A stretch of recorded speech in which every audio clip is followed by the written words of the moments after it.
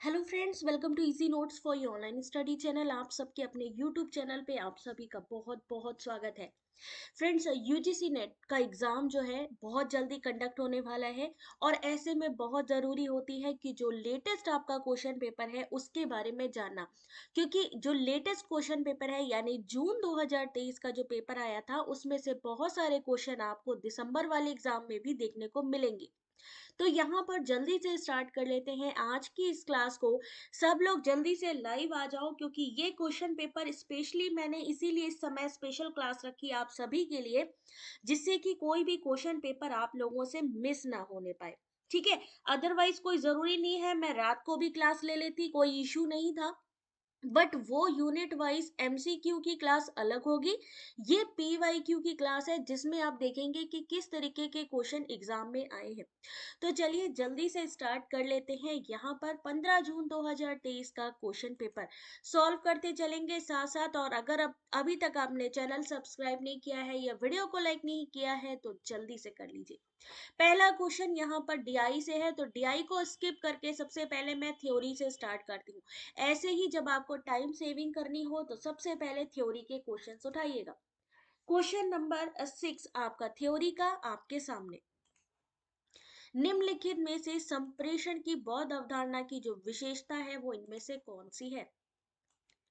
15 जून का शिफ्ट 1 का ये क्वेश्चन पेपर संप्रेषण की बौद्ध अवधारणा यानी यहाँ पे बुद्धिस्ट कॉन्सेप्ट ऑफ कम्युनिकेशन पूछा जा रहा है एग्जाम में बार बार।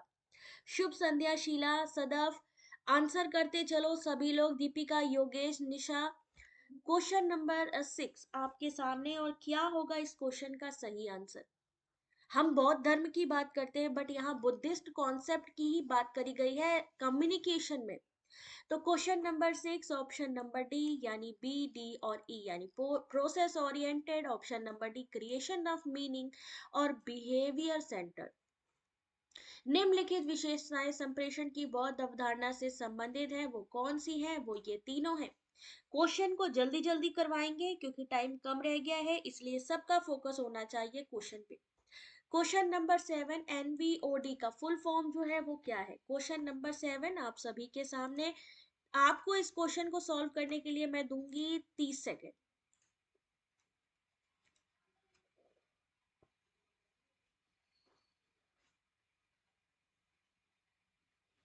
ये क्वेश्चन पेपर कहीं भी अवेलेबल नहीं है। यहाँ पर ना सिर्फ आपको क्वेश्चन पेपर सॉल्यूशन मिलेगा, साथ ही पीडीएफ भी मिलने वाली है। तो जिसको चाहिए जल्दी से आंसर करना शुरू करिए। What is the full form of NBOD? Correct answer is yes, city intimation अभी भी नहीं आया है। मैंने ट्वीट भी किया है मम्मी दला जगदीश कुमार जी को। लेट्स सी कि आज शाम तक आ जाना चाहिए उनका कुछ ना कुछ रिस्पॉन्स। क्वेश्चन नंबर 7 सही आंसर है option number D, nitrogenous biochemical oxygen demand. NBOD का पूर्ण नाम है नाइट्रोजन बायोकेमिकल ऑक्सीजन डिमांड, जो नाइट्रोजन यौगिक के नाइट्रेट में ऑक्सीजन के दौरान खपत होने वाले ऑक्सीजन है, जिसमें नाइट्राइट एक अस्थिर मध्यवर्ती है। क्वेश्चन नंबर 8 यानी आपको अथॉरिटी या वाइस राय दिए गए हैं और उनके दिए गए हैं कमीशन, तो आपको इसके साथ मैच कराना है। क्वेश्चन नंबर 8 इसके लिए मिलेंगे सिर्फ 30 सेकेंड।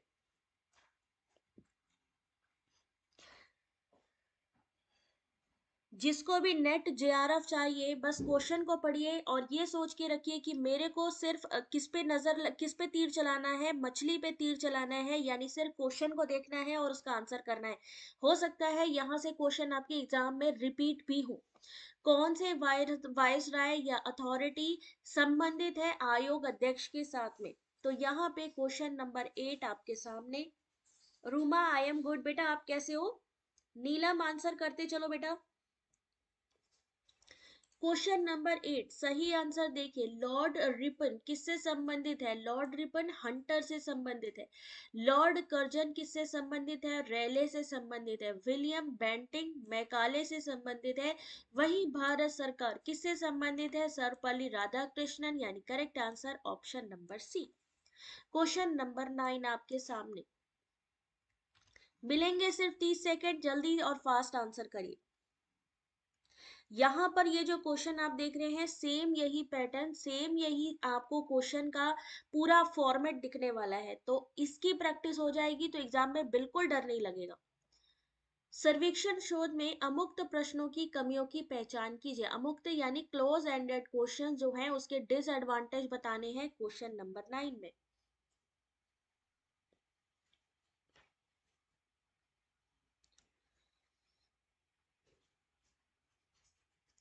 सही आंसर है क्वेश्चन नंबर 9, ऑप्शन नंबर 1 यानी A and B only. Close ended में प्रणोदित उत्तर चयन को सर्वांगपूर्ण बनाने में कठिनाई होती है, यानी यहाँ पे क्या होता है, अपने चॉइस का आंसर देने में प्रॉब्लम आती है। उत्तरदाताओं के उत्तरों को स्वाभाविकता का ह्रास होता है, यानी वो एक तरीके से उनको पता है कि हमें क्लोज एंडेड का मतलब है कि हमें बस इतना बताना है कि हाँ यस या नो, हमारे पास ज्यादा ऑप्शन नहीं दिए गए, उसी स्ट्रक्चर में ही हमें आंसर करना है। तो उसमें क्या होता है, उनकी स्वाभाविकता का ह्रास होता है और उनको अपनी जो ओरिजिनल क्वेश्चन का आंसर देना होता है वो नहीं दे पाते। तो सही answer question number 9, option number 1। Question number 10 आपके सामने। बेशक एक्स वाई जेड राजनीतिक दल को आगामी चुनावों में भारी बहुमत प्राप्त होने वाला है, ऐसा हर कोई कह रहा है।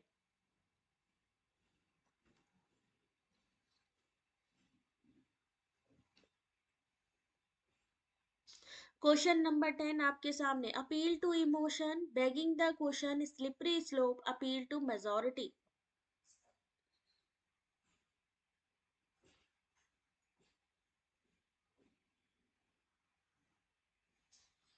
सही आंसर है option number D, appeal to majority. यहां से बहुत क्वेश्चन आ रहा है, इसको हम और किस नाम से भी जानते हैं, एड पॉपुलम के नाम से भी जानते हैं, जहां पे हम भीड़ के पीछे चल रहे हैं। यानी अगर कोई चीज ये काम कर रहा है तो हम भी कह रहे हैं कि अच्छा ठीक है। किसी ने कहा कि भाई इस राजनीतिक दल को बहुत ज्यादा बहुमत मिलेगा, हमने कहा अच्छा ठीक है, हाँ ऐसा हो रहा है। तो क्या होता है यहाँ पे, अपील टू मेजोरिटी, ऐसा तर्क जो किसी सच को बताता है, क्योंकि लोगों का एक समूह या बहुसंख्यक इसे सच मानता है। क्योंकि बहुत सारे लोग इसको सच मानते हैं, इसलिए हमने भी इसको सच मान लिया। क्वेश्चन नंबर 11 आपके सामने। मिलेगा सिर्फ आपको 30 सेकेंड क्वेश्चन का आंसर करने के लिए। जिसको नेट जेआरएफ क्वालिफाई करना है, जल्दी जल्दी क्वेश्चन को पढ़ें और आंसर करें। राजा राम मोहन राय निम्नलिखित में से किसकी स्थापना के लिए जिम्मेदार थे?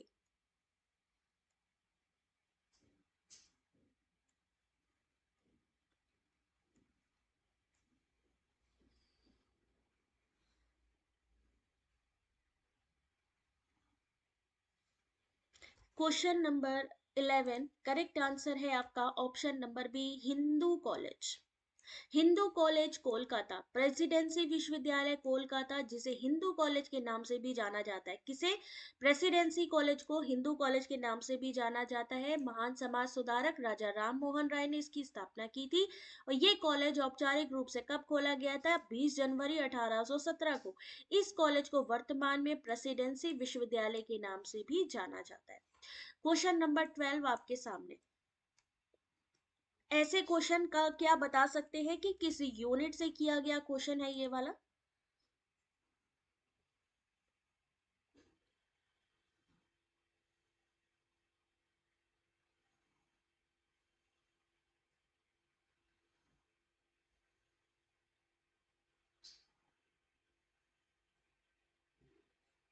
किस यूनिट का क्वेश्चन है ये वाला? कभी कभी ये पढ़ने में भी समझ में नहीं आता है कि कहाँ से लिया गया क्वेश्चन है।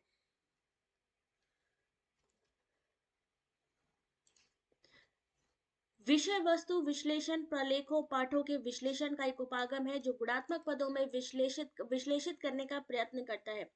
विषय वस्तु यानी कंटेंट एनालिसिस एक बहुत पारदर्शी शोध विधि है। सही आंसर है ऑप्शन नंबर डी, पहला कथन गलत है और दूसरा कथन जो है वो सही है। विषय वस्तु विश्लेषण यानी कंटेंट एनालिसिस एक शोध उपकरण है, यानी एक रिसर्च का क्वेश्चन है, जिसका उपयोग ये दिए गए गुणात्मक डेटा के भीतर कुछ शब्दों, विषयों या अवधारणाओं की उपस्थिति निर्धारित करने के लिए किया जाता है। ये पारदर्शी है, ये बात बिल्कुल ठीक है। Question number 30। Laser printer, printer, dot matrix, इनसे क्वेश्चन आ रहा है। और मैं आपको फिर से एक बार बता दूं, ये क्वेश्चन पेपर है आपका 15 जून का लेटेस्ट, और यहां से यकीन मानिए क्वेश्चंस आपके रिपीट होंगे।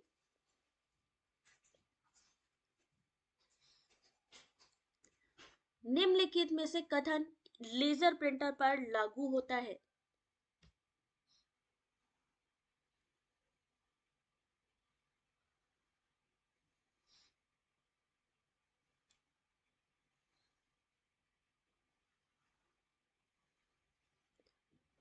चलिए देखते हैं question number 13, option number 1 A and B only.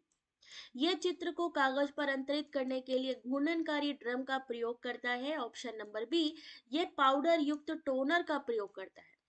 Laser printer में जब कोई डॉक्यूमेंट प्रिंटर पर भेजा जाता है तो एक लेजर बीम विद्युत आवेशों का उपयोग करके दस्तावेजों को सिलेनियम लेपित ड्रम पर खींचता है। फिर ड्रम को टोनर में लपेटा जाता है। एक सूखा पाउडर प्रकार की स्याही जो ड्रम पर चार्ज की गई छवि से चिपक जाती है। टोनर को कागज के एक टुकड़े पर ट्रांसफर किया जाता है। गर्मी और दबाव के साथ कागज से इसे जोड़ा जाता है। आपसे पूछा जा सकता है प्रिंटर कितने प्रकार के होते हैं, उन्हीं में से एक क्वेश्चन आपका लेजर प्रिंटर से भी आता है। Question number 14।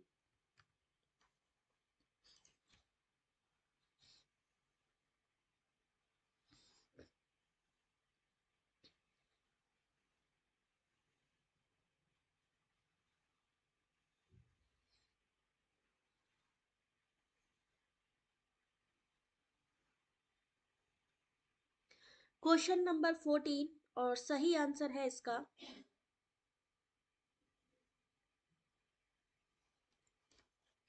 फिल्मों में क्लोजअप को क्या कहा जाता है? कहते नहीं क्लोजअप आ रहा है, खामोश बालिका, लेकिन आंसर करना है, खामोश नहीं रहना है। ओके, चलो।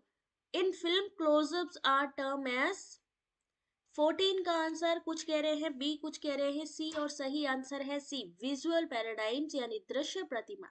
फिल्मों में क्लोजअप्स को दृश्य प्रतिमान कहा जाता है। विजुअल पैराडाइम या दृश्य प्रतिमान एकीकृत मॉडलिंग भाषा मामलों को बनाने प्रबंधित करने के लिए उपयोग किया जाने वाला एक उपकरण है जो बिजनेस प्रक्रिया मॉडलिंग नोटेशन ऑब्जेक्ट प्रबंधन समूह का भी नेतृत्व करता है या समर्थन करता है। अब ये वाला क्वेश्चन आपकी कौन सी बुक से लिया गया है? बबली जोया, ये क्वेश्चन बेटा कौन सी बुक से लिया गया है? क्या कोई इसको बता सकता है?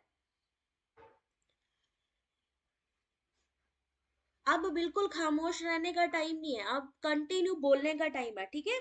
तो जो भी है, आपको जितना भी आता है उसका सही यूटिलाइज करिए और आंसर करते जाइए।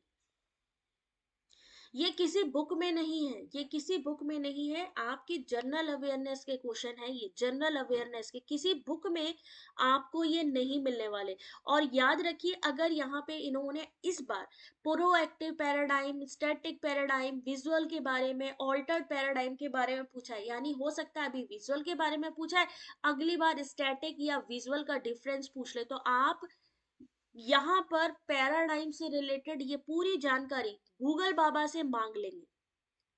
गॉस किससे मांगेंगे? गूगल बाबा से, कि बताइए क्या क्या चीजें होती है। क्लोजअप्स के लिए दृश्य प्रतिमान है, तो बाकियों के लिए क्या होगा? Question number 15, length of question देखिए कितना है। क्वेश्चन नंबर 15 आपके सामने, और यही है आपका एग्जैक्ट क्वेश्चन का पैटर्न।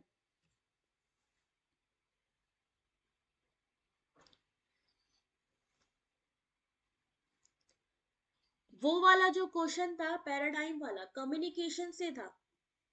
साहित्य की समीक्षा शोधकर्ता को उसके निष्कर्षों की व्याख्या निर्वचन में सहायता करती है।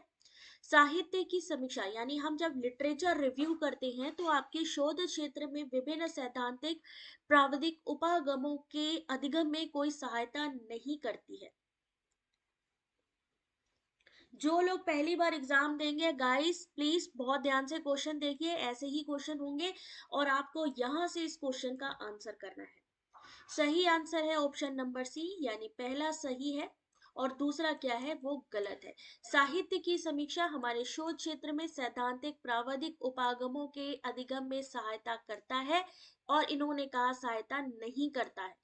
और पहला तो उसके जो है इंटरप्रिटेशन के लिए, फाइंडिंग्स के लिए जरूरी है, तो दूसरा तो पहला भी सही है, दूसरा भी सही है, लेकिन इन्होंने नहीं लगा दिया। जहां पर भी नहीं लगा हो उसको एक बार ध्यान से पढ़ो, क्योंकि हो सकता है वो सेंटेंस गलत हो। क्वेश्चन नंबर 16 आपके सामने। अभी अपन क्या पढ़ रहे हैं, शिक्षा आयोग हम लोग पढ़ते हैं, बट यहाँ पे प्री इंडिपेंडेंस पूछा गया है। What does it mean?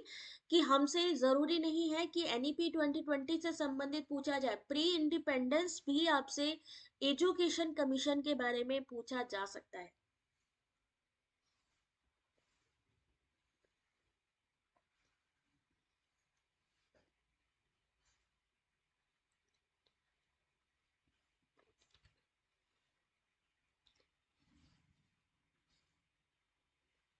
Most welcome सीमा, अच्छा लगा आप सभी को।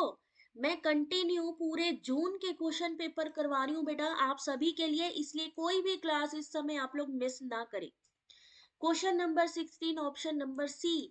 और जो मैं क्वेश्चन करवाऊंगी ना उसका मैंने पीडीएफ भी जून 2023 का जो आर्टिकल है मेरे वेबसाइट पे उस पर मिल जाएगा, तो वहां से डाउनलोड भी कर लिया करो पीडीएफ।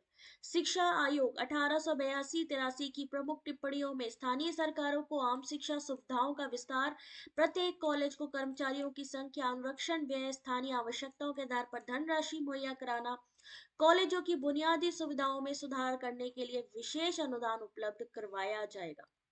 ऐसे ही आपकी जो पंचवर्षीय योजना है उनसे संबंधित भी पूछा जा सकता है। क्वेश्चन नंबर 17 रीजनिंग का एक क्वेश्चन, टाइम मिलेगा सिर्फ 30 सेकेंड्स। देखते हैं कितने लोग 30 सेकेंड में इस क्वेश्चन का आंसर निकालेंगे। हेमलता, मनी, नसीमा, आंसर करो बेटा फास्ट। कोई बात नहीं, गलत सही कुछ भी नहीं, कोई टेंशन नहीं है, आराम से करो। अभी पूजा मैं दिखाती हूँ किधर से। ई वाला कौन सा नहीं दिख रहा? एक लड़की अपने घर से दक्षिण की ओर 12 किलोमीटर चलती है, फिर बाएं मुड़ती है, 26 किलोमीटर चलती है, फिर वो बाएं मुड़ी, 37 किलोमीटर चली, फिर वो दाएं मुड़ी और अपने कार्यालय पहुंचने के लिए 6 किलोमीटर चली। लड़की का कार्यालय उसके घर से किस दिशा में है? किसी भी बुक से क्वेश्चंस नहीं मिलेंगे आपको, यानी it's IQ test, it's aptitude. ध्यान से देखिए, आपको सबसे पहले डायरेक्शन पता होना चाहिए। पूरब, ये डायरेक्शन हमेशा याद रखिए। पूरब हमारा इस दिशा में ही होगा, पश्चिम यहाँ पे होगा, उत्तर यहाँ पे होगा और दक्षिण यहाँ। इस डायग्राम को हमेशा याद रखिए। एक लड़की अपने घर से दक्षिण की ओर चलती है, अपने घर से दक्षिण की ओर यानी यहाँ चली। यहाँ चलने के बाद वो 12 किलोमीटर चली और फिर बाएं मुड़ गई। बाएं मुड़ी, 26 किलोमीटर गई, 26 किलोमीटर से फिर बाएं मुड़ी, 37 किलोमीटर चली गई। फिर वो दाहिनी ओर मुड़ी और दाहिने मुड़ करके कितना वो चली है, वो 6 किलोमीटर चली है। अब इन्होंने पूछा है यहाँ से लेकर यहाँ तक के बीच कौन सी दिशा में, किलोमीटर नहीं पूछा है, किस दिशा में। तो अगर हम इस दिशा की बात करें तो इस दिशा में आपका क्या आएगा, यहाँ पर पूरब भी आएगा और उत्तर भी आएगा, क्योंकि ये बीच का डायरेक्शन इसने लिया हुआ है। ये कहाँ लिया हुआ है? बीच का डायरेक्शन लिया हुआ है। तो सही आंसर है नॉर्थ ईस्ट। सिर्फ आपको पूरब, पश्चिम, उत्तर, दक्षिण कहाँ पे है ये अपना डायग्राम दिमाग में बिठा लो, यहीं से ही सारे क्वेश्चन सॉल्व करने हैं। ठीक है। Question number 18, let's see 30 second में कौन सॉल्व करता है इस क्वेश्चन को।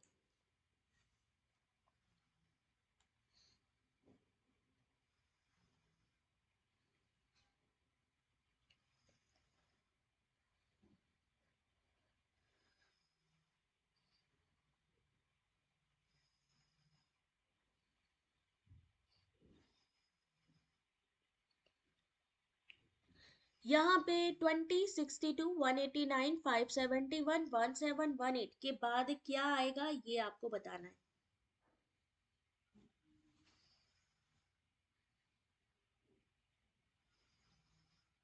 चलिए ध्यान से देखिए इस क्वेश्चन का सही answer, question number 18 option number 1 कैसे होगा। यहाँ पे सबसे पहले तो इन दोनों के बीच का डिफरेंस देखिए, 20, 62, 62, 189, 189, 571।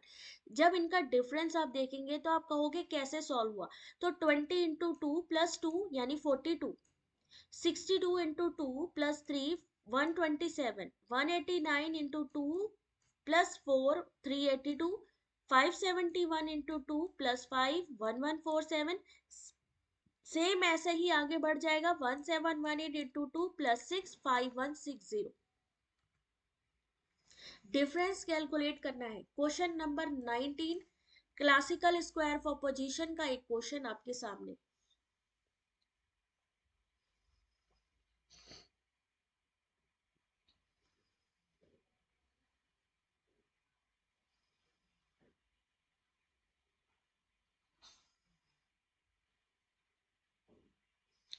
क्वेश्चन है कि कौन सा कथन तार्किक रूप से समतुल्य है, यानी दोनों का मतलब एक जैसा है।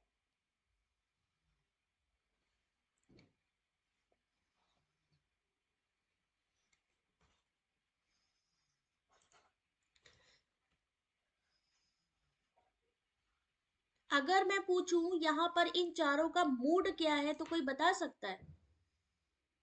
इन चारों का अगर मैं पूछूं मूड क्या है तो क्या कोई बता सकता है? सवर्णो, कंचन, बता सकते हो बेटा इनका मूड क्या निकल के आ रहा है?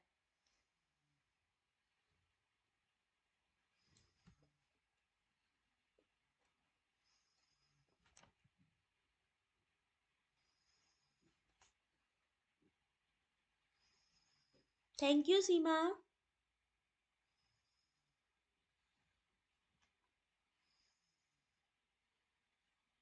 चलिए यहाँ पे बेटा ध्यान से देखिएगा, क्वेश्चन नंबर 20 सही आंसर है option number D, A B and C. अब इसको हम वेन डायग्राम से भी देख सकते हैं कि सभी संत भौतिकवादी हैं। All saints are materialistic. Saint क्या है? ऑल मटेरियलिस्टिक है। No saints are non materialistic, यानी ऐसा कोई भी संत नहीं है जो गैर भौतिकवाद नहीं है। तो यहाँ पर आपका ये बी ऑप्शन भी सही बैठता है। All non materialist are non saint, जो नॉन मटेरियलिस्ट है वो संत गैर संत है, वो बिल्कुल सही बात है। जो भी रिलेशनशिप इस गोले के अंदर है उन सबको हम सार्थक मानते हैं, तो इसलिए option number D. Question number 21,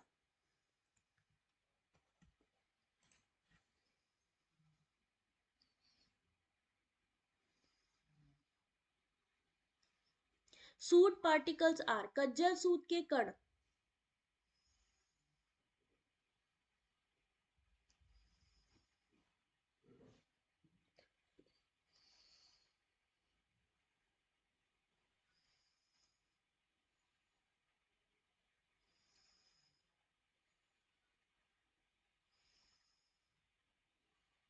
चलिए देखते हैं इस क्वेश्चन का जो सही आंसर है वो क्या होगा। क्वेश्चन नंबर 21, हो सकता है सूट पार्टिकल से फिर से क्वेश्चन आए तो ध्यान से देखिएगा। ऑप्शन नंबर सी है इस क्वेश्चन का सही आंसर, यानी इसे ब्लैक कार्बन भी कहा जाता है। जो काजल लगाते हैं ना, इसकी बात करी गई है, इसे हम ब्लैक कार्बन भी कहते हैं। टॉक्सिक विषाक्त होते हैं और ये क्या करते हैं, ग्लोबल वार्मिंग में कंट्रीब्यूट भी करते हैं। क्या करते हैं, penetrate into deeper part of lungs, फेफड़े में अंदर तक प्रवेश भी कर सकते हैं सूट पार्टिकल्स।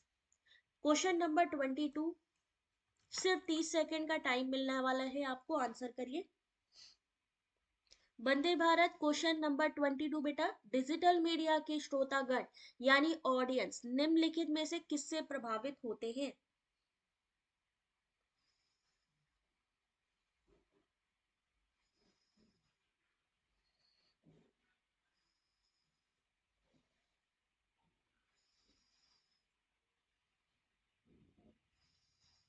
लेट्स सी इस क्वेश्चन का सही आंसर क्या होगा। क्वेश्चन नंबर 22 सही answer option number B, fragmentation यानी खंडिता।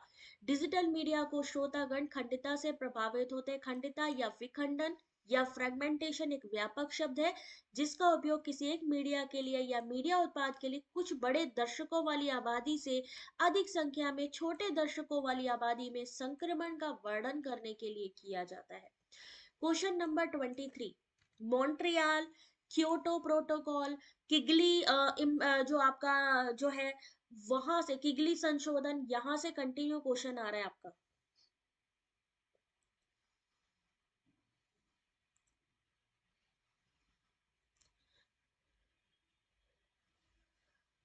मॉन्ट्रियल प्रोटोकॉल में हाल ही में किया गया संशोधन है?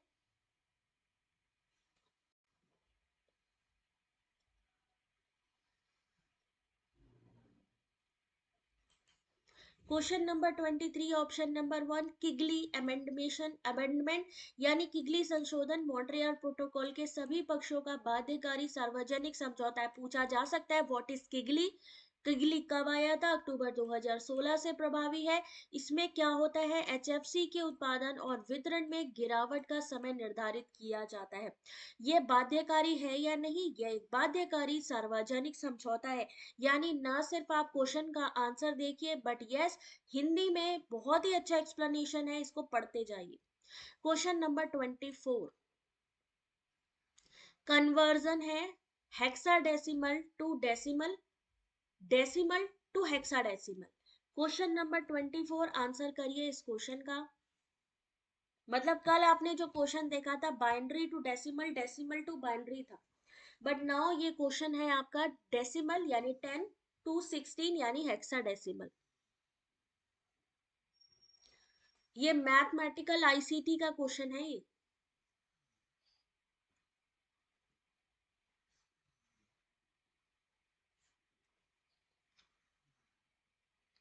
Very good. यूएई में कॉप 28 का सम्मेलन था, समिट है, बिल्कुल सही बात है। जितने भी कॉप समिट्स हुए हैं, कॉप 25 है ना, कॉप 20, कॉप 28, उनको ध्यान से देख लीजिएगा और कॉप का फुल फॉर्म भी याद रखिएगा। सही आंसर है, दोनों ही सही है।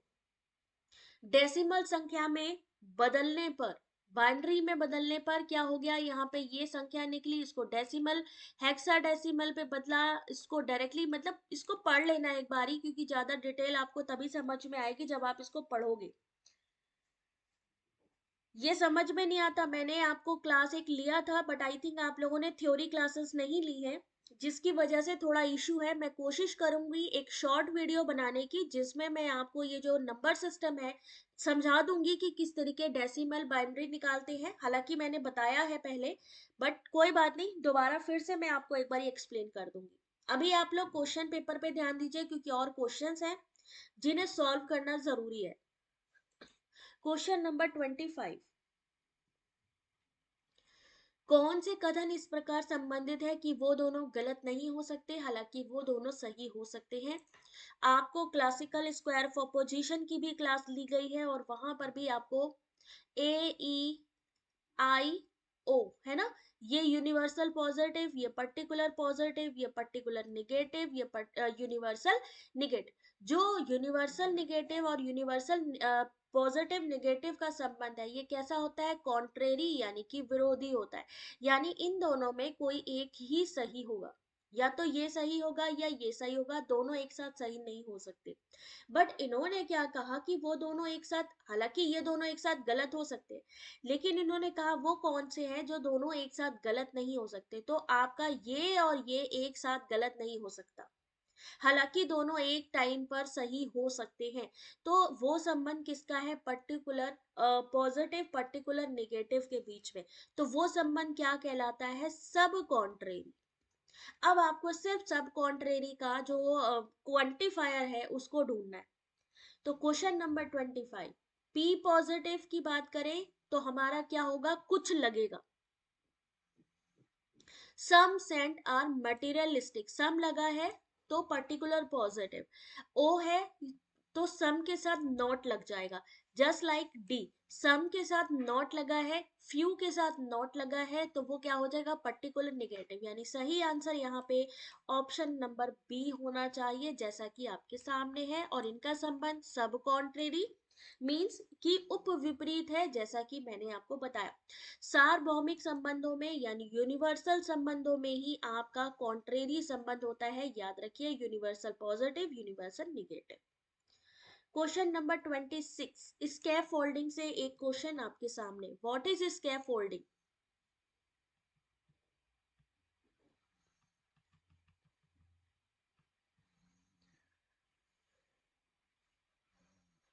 स्कैफ फोल्डिंग के उदाहरण निम्नलिखित में से कौन से हैं?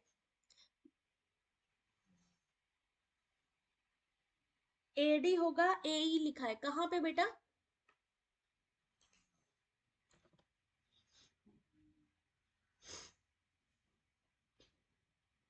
कहाँ पे ए लिखा है कंचन? क्वेश्चन नंबर 26 सही आंसर है ऑप्शन नंबर बी, AND। किसी समस्या के समाधान के लिए संकेत और सूत्र प्रदान करना, विद्यार्थियों के चिंतन को निर्देशित करने के लिए सूचक प्रश्न पूछना। यहाँ पर ध्यान से देखिए, स्कैफोल्डिंग। स्कैफोल्डिंग क्या होती है? छात्रों को सीखने, समस्या समाधान के किया जाने वाला समर्थन। यह समर्थन संकेतों के रूप में याद दिलाने वाले उपाय, शाबाशी या कुछ ऐसा जिससे कि बच्चों को अपने आप से सीखने का मौका मिले, जिसमें कि आप हो सकता है उनसे ऐसे कुछ क्वेश्चन पूछे जो इंस्ट्रक्शनल हो, या ऐसे हो जो कुछ दिखा के आप उनसे क्वेश्चन पूछे जिससे कि उनको याद रहे। तो ये है क्वेश्चन नंबर 26, सही आंसर है option number B. Question number 27, सिर्फ मिलेंगे 30 सेकेंड क्वेश्चन को सॉल्व करने की। स्वयं प्रभा में चैनल नंबर 8 में भौतिक विज्ञान, गणित, भौतिकी, रसायन संबंधित विषय का नाम क्या है? क्वेश्चन नंबर 25, एक मिनट रुको जरा सा, देखो बेटा, ऑप्शन नंबर बी हुआ था यहाँ पे, ऑप्शन नंबर ए और ऑप्शन नंबर डी, यानी यहाँ सही आंसर था ऑप्शन नंबर ए और डी। बिल्कुल होगी निशा, रात को भी क्लास होगी, बट वो मैं आपको डिसाइड करके बताऊंगी कितने बजे होनी है, 8:30 बजे या 9 बजे या 9:30 बजे। तो टेलीग्राम पे जरूर आप लोग बने रहिएगा, ठीक है। चलिए अगला क्वेश्चन देखिए यहाँ पे, सही आंसर है ऑप्शन नंबर सी, आर्यभट्ट। स्वयं प्रभा में इसी तरीके के चैनल, यहाँ 80 चैनल लिखे हैं बट नहीं, पहले 80 हो गए थे, वापस से 40 हो गए हैं। G-SAT 15 सैटेलाइट का इस्तेमाल करते हैं, 24/7 के आधार पर उच्च गुणवत्ता वाले एजुकेशनल कार्यक्रम ब्रॉडकास्ट किए जाते हैं। जो चैनल नंबर 8 है जो आपका साइंस से संबंधित है, उसका क्या नाम है? आर्यभट्ट नाम है, ठीक है। क्वेश्चन नंबर 28, अब यहां पर देखिए, सभी चीजें दृश्य हैं क्योंकि वो गे हैं।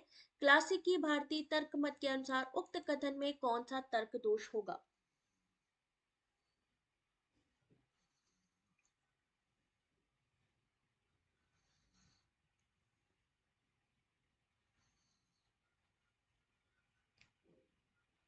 बंधन, अगर क्वेश्चन में गलती नजर आ रही है या ऑप्शन में गलती है बेटा, तो वहां पर एनटीए की तरफ से एक ऑप्शन है और वो है ये कि जो भी ऑप्शन आपका इंग्लिश में होगा उसको वो करेक्ट मानेंगे, ठीक है।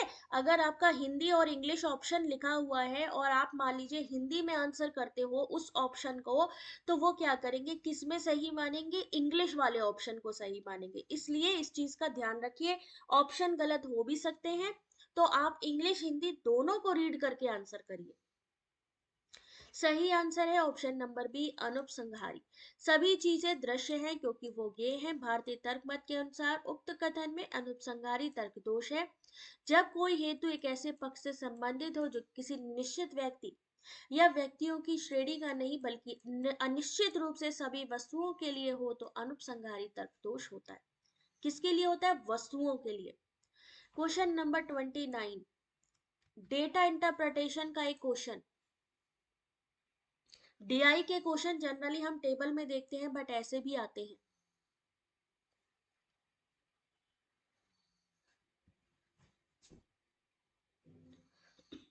डेटा में माध्यिका मान को प्रदर्शित करने में कौन सा आरेख उपयोगी होता है?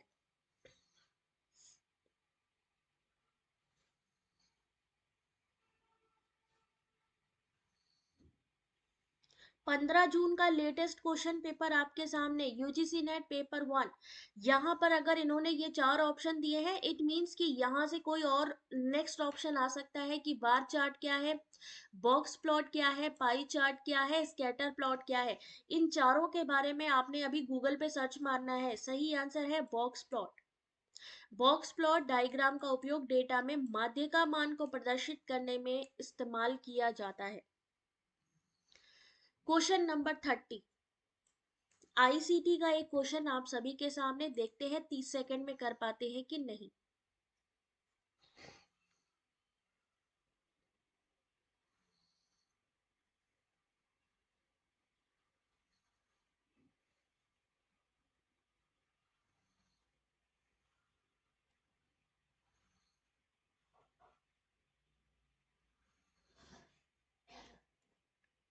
किसी कंप्यूटर मेमोरी का एक घटक रैंडम एक्सेस मेमोरी है। रैम के अभिलक्षणों के संदर्भ में कौन सा कथन सही है? रैम के बारे में यहाँ पर कौन सी चीजें सही है वो आपको बतानी है। Question number 30 option number B यानी ए बी एंड सी। पिछली बार जो आपका फरवरी मार्च में एग्जाम हुआ था, रैम इंस्टॉलेशन पूछा था कि रैम का अगर हमें इंस्टॉलेशन करना है तो उसके स्टेप क्या होंगे। तो इसी तरीके के क्वेश्चन आते हैं। मान लीजिए यूएसबी को कैसे हमने क्या करना है, पेन ड्राइव लगानी है तो उसके लिए क्या स्टेप होंगे, है ना। तो थोड़ा इस तरीके की चीजों को पढ़िए। रैम कंप्यूटिंग डिवाइस का हार्डवेयर जहां ऑपरेटिंग सिस्टम, एप्लीकेशन, प्रोग्राम, वर्तमान उपयोग में आने वाले डेटा को रखा जाता है ताकि उन तक डिवाइस के प्रोसेसर द्वारा जल्दी पहुंचा जा सके। रैम से पढ़ा और लिखा भी जा सकता है।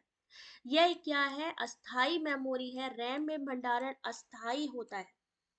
कैसा होता है? अस्थाई, volatile.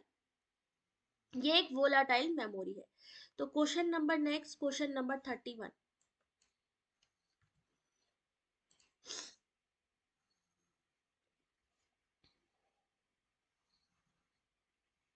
Sonam fit and fine, जल्दी जल्दी बेटा। मनीषा आंसर करते चलो। हेमलता,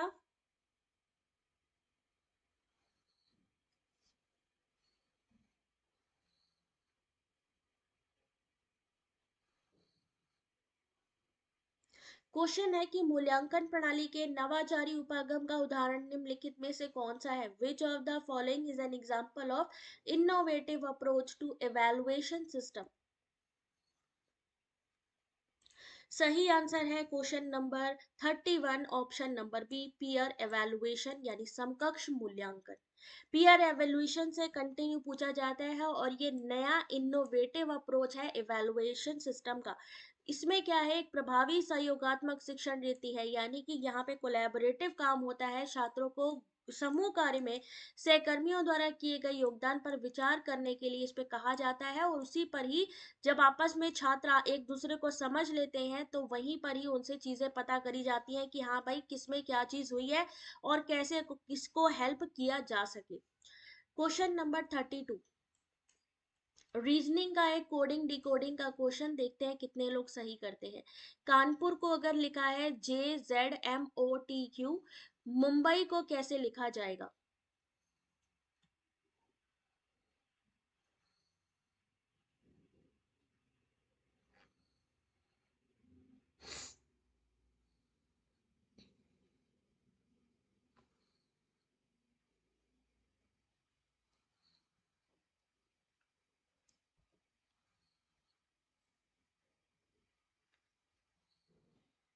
चलिए देखते हैं इस क्वेश्चन का सही आंसर। क्वेश्चन नंबर 32 सही आंसर ऑप्शन नंबर 1।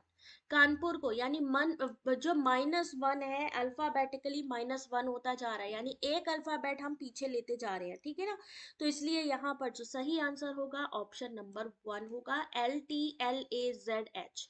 मुंबई में एक एक अल्फाबेट पीछे लेते जाइए, पूरा सीरीज बन जाएगा। क्वेश्चन नंबर 33,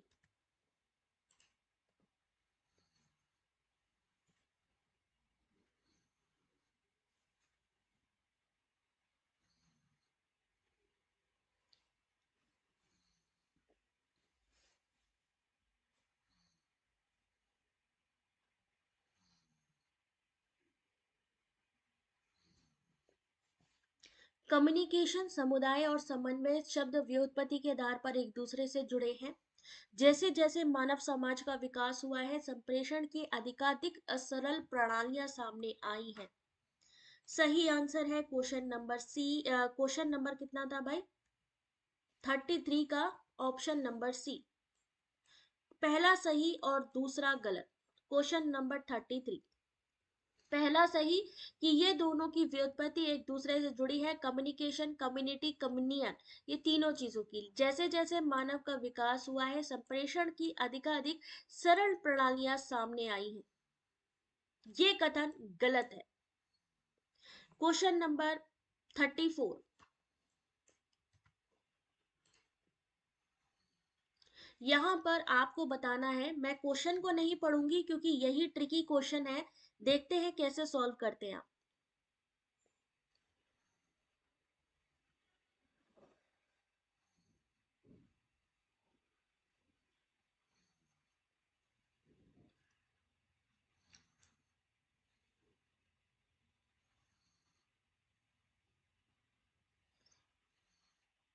किस परिवर्णी शब्द और उसके विस्तार का युग्म गलत रूप से सुमेलित है? यानी यहाँ पर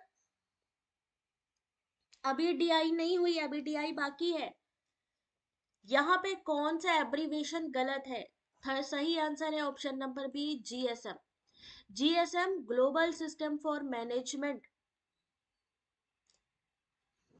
गलत रूप से जो सुमेलित है वो कौन सा है? GPS global positioning system. Subscriber identity module. World wide interoperable क्या है? World wide interoperability for microwave access. GSM का फुल फॉर्म क्या होता है? जीएसएम का तो इन्होंने सेम लिख दिया मुझे लगता है, global system for management. GSM का जरा फुल फॉर्म बताना कि ये गलत कैसे है।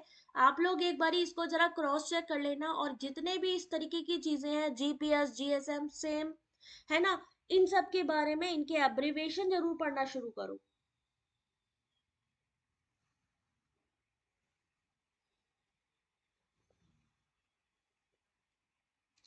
सही answer, sorry, question number 35 answer करिए जरा इस क्वेश्चन का।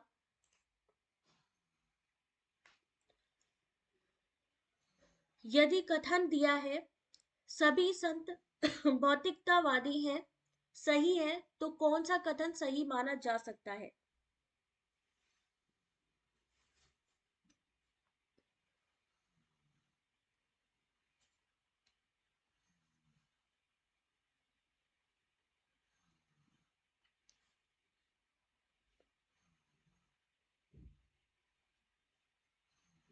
Good evening Gaurav. Thank you Hemlata. बस आप लोग बेटा क्वेश्चन को पढ़ते जाओ, क्योंकि यहाँ पर चीजें आपको क्लियर होती जाएंगी। यहाँ सही आंसर है ऑप्शन नंबर बी। अब आप कहोगे कि सभी, सभी जहां पर भी सभी लगा हो, या हमारे सामने ऑल लिखा हो, हमारे सामने एवरी लिखा हो, समझ जाओ यूनिवर्सल पॉजिटिव है। यूनिवर्सल पॉजिटिव एक स्क्वायर ऐसे बना लीजिए, यानी ये यूनिवर्सल पॉजिटिव है। मूड पूछा जाए तो हमारे सामने मूड क्या बन के आएगा? ए। यूनिवर्सल पॉजिटिव का साइन क्या है? ए। इन्होंने कहा अगर हमारा ए सही है तो हमारा दूसरा क्या सही हो सकता है? अब हमने क्या कहा था कि यहाँ पर जो यूनिवर्सल निगेटिव के साथ जो संबंध होता है वो ऐसा होता है कि या तो ये सही होगा या तो ये सही होगा, दोनों एक साथ सही नहीं हो सकते। तो अगर ये सही है तो डेफिनेटली ये गलत होगा। और क्या होता है कि जो प्लस और प्लस होते हैं ना, इनके सही होने के चांसेस होते हैं। इस वजह से जो पर्टिकुलर पॉजिटिव है, जिसे हम अगर हम मूड में कहें तो क्वांटिफायर ई में डिनोट करते हैं। तो अगर ए सही है तो ई सही है। ई को कैसे पहचानेंगे? जहां लिखा हो सम लेकिन नॉट ना लगा हो। अगर नॉट लग गया तो वो क्या हो जाएगा? ओ हो जाएगा, यानी पर्टिकुलर निगेटिव। सम लगा हो, फ्यू लिखा हो, वहां पे हम क्या कर देंगे? Particular positive. यानी नो अगर लग गया वो निगेटिव सेंस में गया। सेम ऐसे ही जो यूनिवर्सल निगेटिव है, जहां लिखा हो नो, नन, वहां पे क्या हो जाएगा? Universal negative. सेम ऐसे ही जब हम पर्टिकुलर निगेटिव की बात करेंगे तो सम के साथ जब नॉट भी हो सेंटेंस में, या फ्यू के साथ नॉट भी हो, तो यहाँ पे माइनस माइनस सही हो सकते हैं। यानी अगर हमारा हमारा ए ई, सॉरी ये आई होगा, इसको आई करिएगा, ये थोड़ा गलत कर दिया मैंने। ए ई आई ओ का संबंध, अगर ई सही है तो ओ सही हो सकता है, अगर ए सही है तो ई सही हो सकता है, आई सही हो सकता है। ठीक है। जीएसएम का फुल फॉर्म है global system for mobile communication, इसीलिए वहां पे वो गलती थी, है ना, इसीलिए वहां पर वो गलती थी। तो यहाँ पर आप देख लो इस चीज को, क्वेश्चन को समझ लो, क्वेश्चन को करना कैसे है ये समझना है। Question number 36।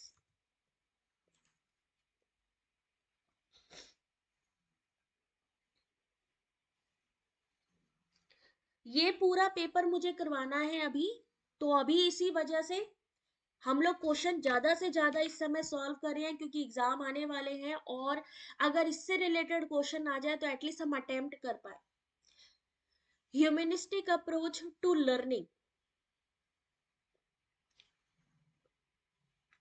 एग्जाम टाइम पे क्या होता है, उस समय हम क्या कहते हैं, ज्यादा से ज्यादा भाई पीवाईक्यू करिए, ज्यादा से ज्यादा एमसीक्यू। बट हमारे लिए डैम बहुत अच्छा एक बेनिफिशियल है कि हम यहाँ जून का पेपर सॉल्व करें।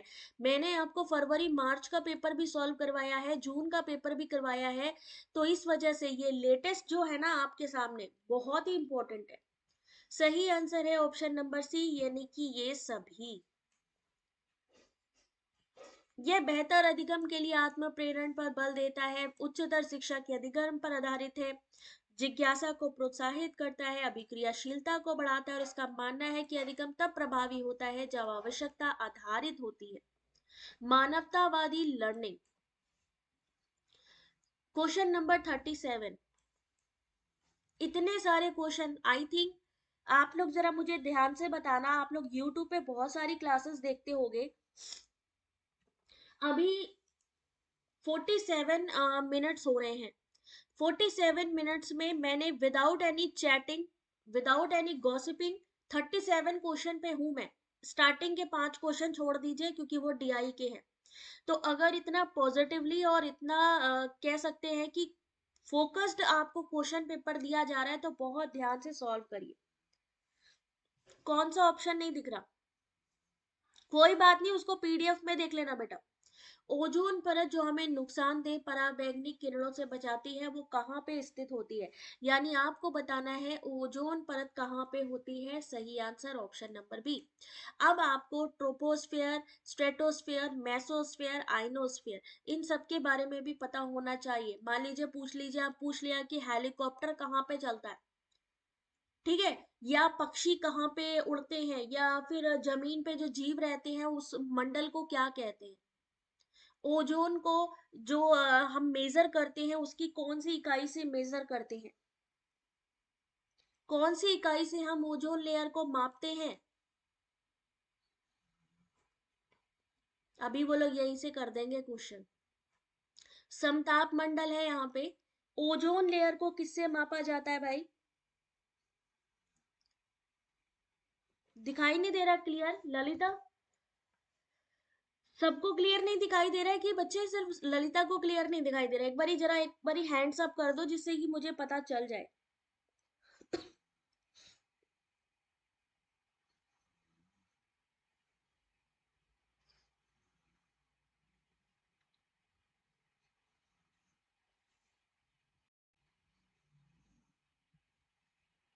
ओजोन लेयर को डॉबसन, वेरी गुड सवर्णो बेटा, बहुत बढ़िया।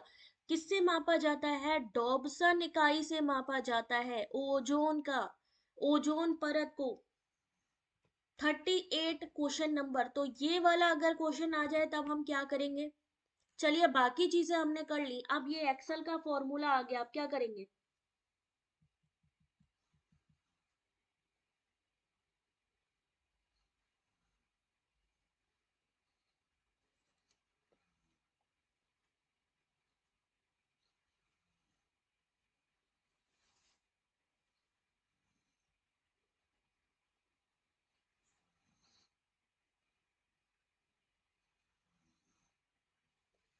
यहाँ पे एक एक्सेल का फॉर्मूला है, फॉर्मूले में पूछा गया है कि सम शीट 1 शीट 4 D18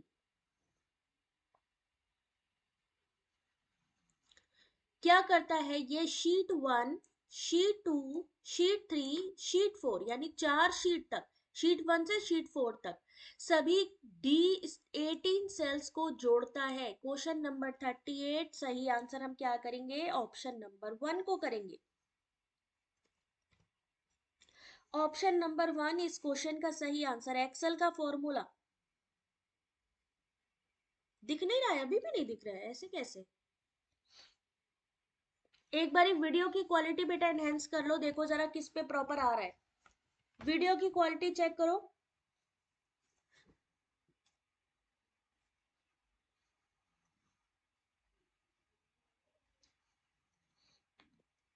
या एक बारी क्या करो, वीडियो को थोड़ा बैक ले जाओ और दोबारा से वापस आओगे तो प्रॉपर दिखने लगेगा।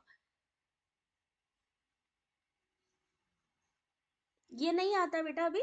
शंकला, चलो मैं कोशिश करती हूँ, ठीक है, मैं प्रोवाइड करती हूँ। क्वेश्चन नंबर 39, यदि 30 वस्तुओं का विक्रय मूल्य 25 वस्तुओं के क्रय मूल्य के बराबर है तो लाभ या हानि का प्रतिशत बताइए।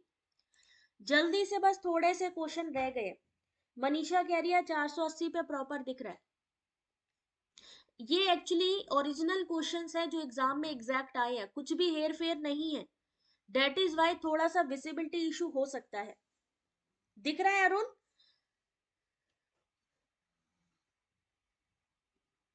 शैला को भी दिख रहा है, यानी हो सकता है किसी किसी में नेटवर्क इशू भी हो।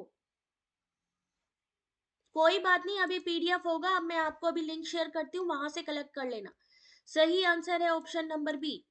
क्रय मूल्य हमें पता नहीं है तो हम क्या करेंगे, हमें मालूम नहीं है। यदि 30 वस्तुओं का विक्रय मूल्य 25 के बराबर है क्रय मूल्य के, हमें क्रय मूल्य नहीं माना पता है तो हम 1 रुपए मान लेंगे। 25 वस्तुओं का क्रय मूल्य 25, 30 वस्तुओं का 30, 30 वस्तुओं का विक्रय मूल्य इन्होंने कहा है 25 के बराबर है। तो कितने का घाटा हो रहा है? 5 का घाटा हो रहा है, तो 5 की हानि निकाल लेनी है। किससे निकालनी है? 30 से, क्योंकि 30 वस्तुओं की बात करी गई। इंटू 100 कर देंगे, सही आंसर निकलेगा 16.2/3%। ठीक है। क्वेश्चन नंबर 40,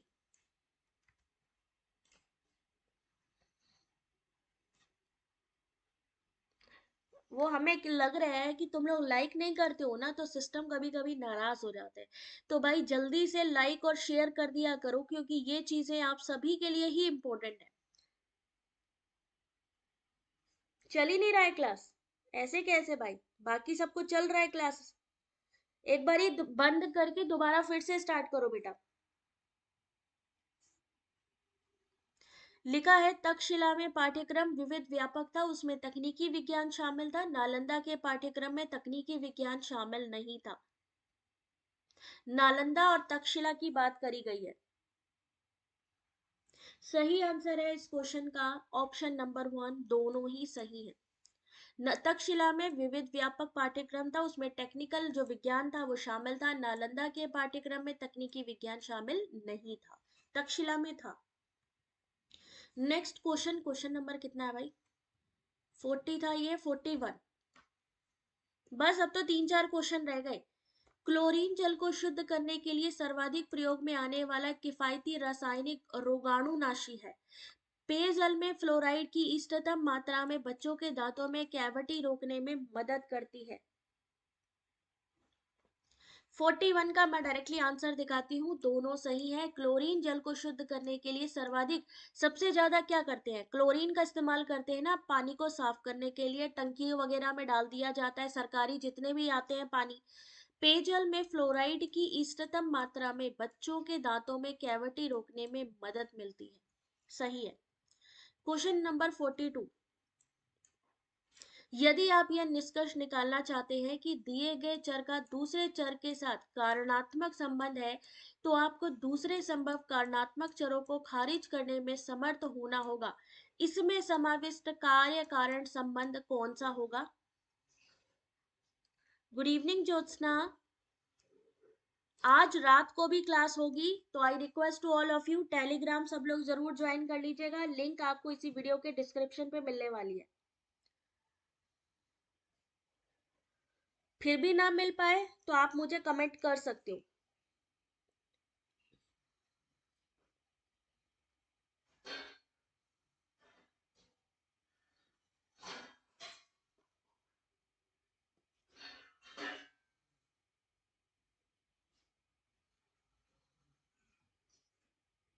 चलिए ध्यान से देखिए, क्वेश्चन नंबर 42 सही आंसर होगा option number D, internal validity rule.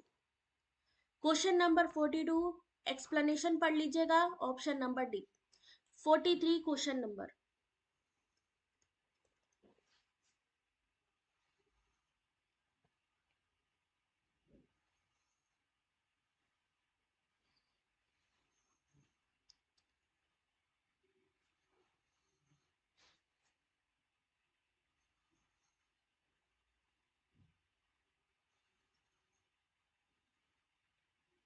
ध्यान से देखिए, इस क्वेश्चन का भी सही आंसर संकेत विज्ञान और जनसंचार की बात करी गई है यहाँ पे।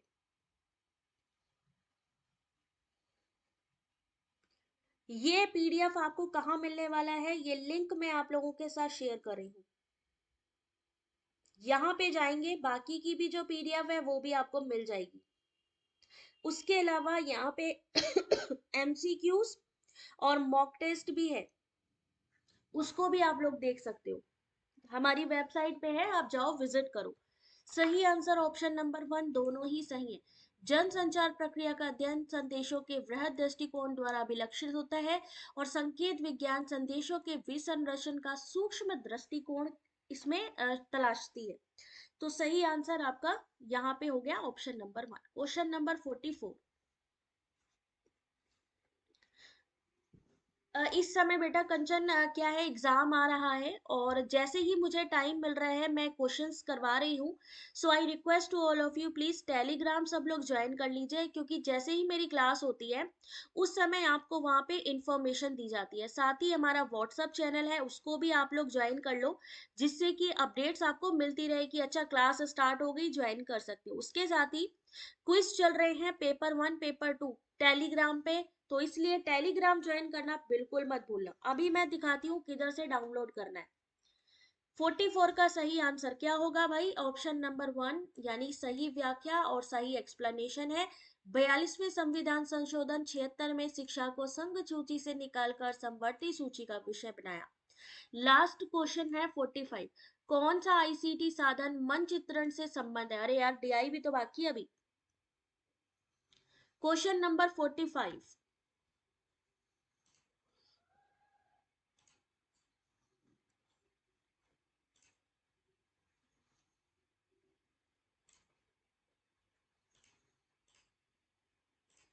सबको गूगल दिख रहा है?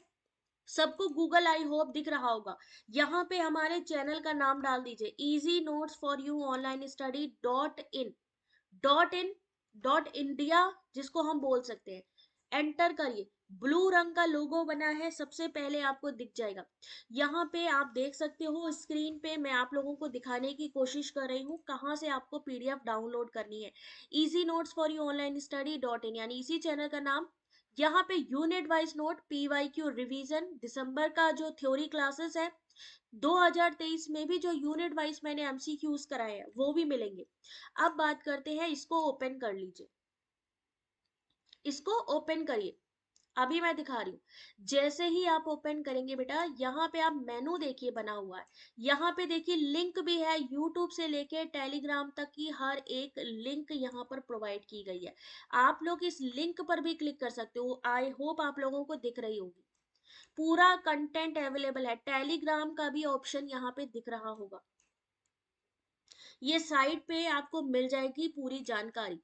थोड़ा सा स्क्रॉल करके आप नीचे आएंगे। इस समय थोड़ा हैंग हो रहा है क्योंकि सिस्टम हॉट हो गया बिल्कुल मेरा, क्योंकि क्लास हो गई लंबी। 1 मिनट होल्ड करिए, मैं ट्राई कर रही हूँ कि हैंग ना हो ये देखिए, यूजीसी नेट पे टिक करेंगे, स्टडी मटेरियल सिलेबस आपको सारी चीजें दिसंबर का मिल जाएगा। प्रीवियस ईयर क्वेश्चन में जून 2023 का क्वेश्चन पेपर देखिए, मेनू ओपन करिए आप। आपको वैसे नहीं समझ में आ रहा है, मेनू ओपन करिए। प्रीवियस ईयर क्वेश्चन पेपर पे सामने दिखाई देगा जून 2023 का क्वेश्चन पेपर, फरवरी का question paper, PYQ revision, mock test पे मॉक टेस्ट मिल जाएंगे। फिर भी नहीं आता कोई गल नहीं, आप थोड़ा सा नीचे आइए, यहाँ पर देख सकते हैं क्वेश्चंस भी दिए गए हैं, आप क्वेश्चन आंसर भी कर सकते हो।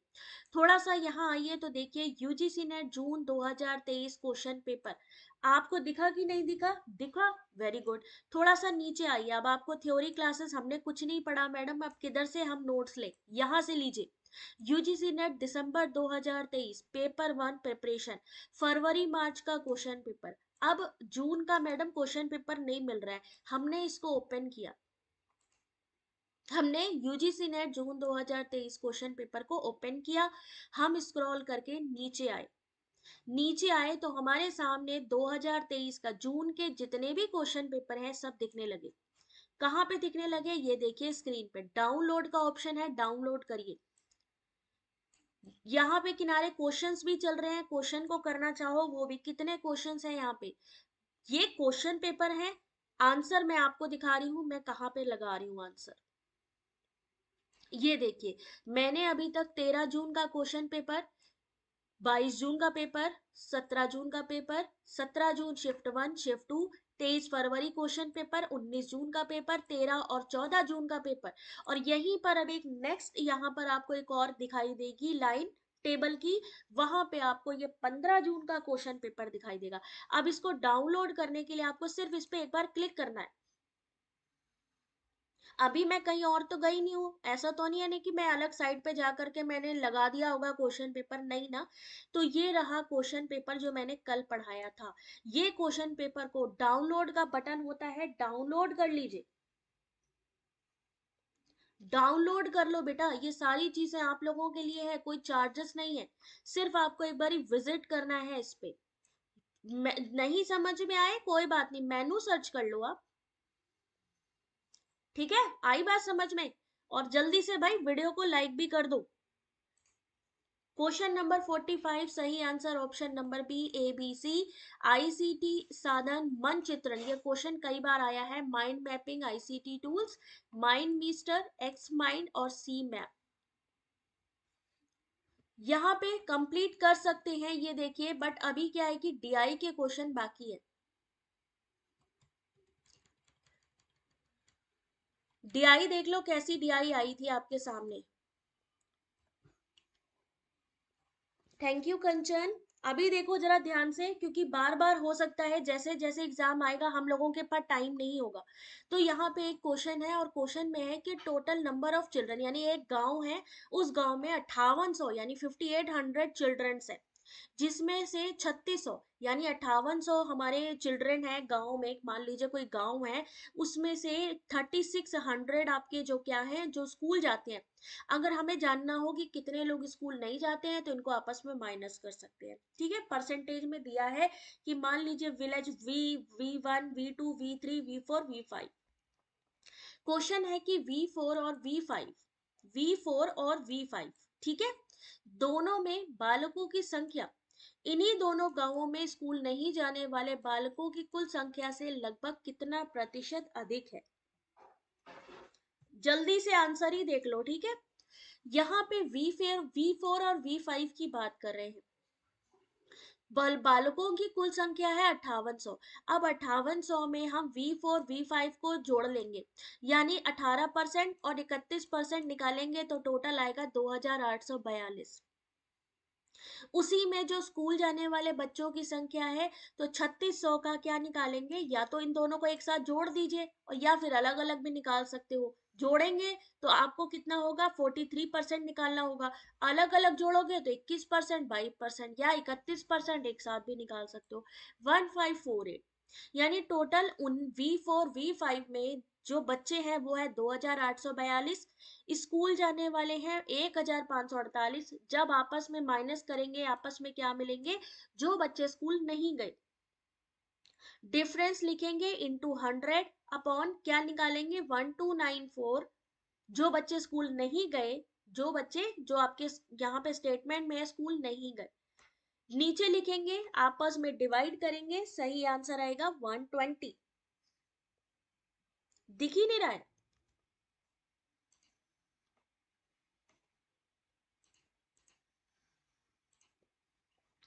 अभी देखो जरा, आप ऐसा करना, कोई टेंशन नहीं है, ठीक है। आप ऐसा करना, इसको जो है मैं आप लोगों को प्रोवाइड कर देती हूँ ये पीडीएफ अभी थोड़ी देर में। आपने सिर्फ क्वेश्चंस को देखना और समझना है।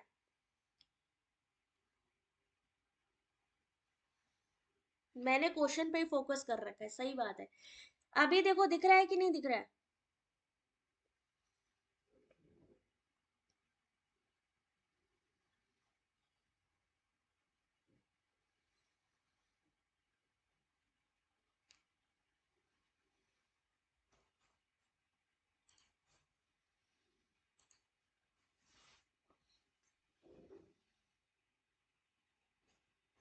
अभी क्लियर है? अभी देखो ध्यान से, देखो बहुत ध्यान से देखो बच्चों, V4 V5 की बात करिए, हमें सिर्फ V4 V5 पे काम करना है, सिर्फ इसी का डेटा लेना है।